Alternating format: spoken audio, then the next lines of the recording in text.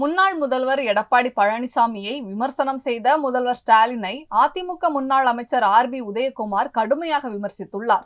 மத்திய அரசு விழா என்று முழு பூசணிக்காயை சோற்றிலே மறைக்க பார்க்கிறார்.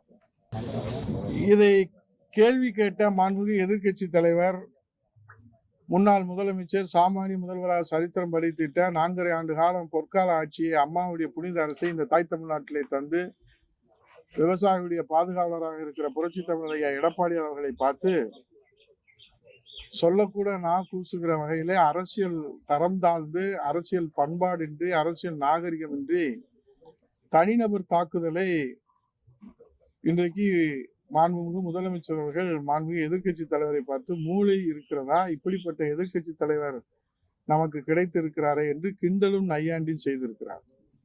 இப்போது தமிழ்நாட்டு மக்கள் மாண்பு முதலமைச்சரை பார்த்து என்ன கேட்டுக்கொண்டு இருக்கிறார்கள் என்பதை அவருடைய கவனத்திற்கு நான் மாண்புமிகு எதிர்க்கட்சி தலைவர் அவர்களை பார்த்து கேட்ட முதலமைச்சரை அண்ணா திராவிட முன்னேற்ற கழகத்துடைய சாமானிய தொண்டன் என்கிற அடிப்படையிலே கேட்கிறேன்.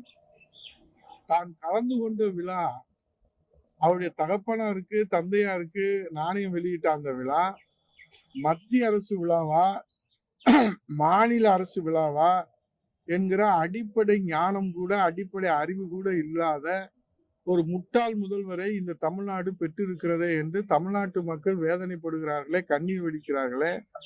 இது தமிழ்நாடு முதலமைச்சருக்கு தெரியுமா என்பதுதான் எங்களுடைய அடிப்படையான கேள்வி. செய்திகளை உள்ளது உள்ளபடி தெரிந்து கொள்ள ரெஃப்ளெக்ட் நியூஸை சப்ஸ்கிரைப் பண்ணுங்க.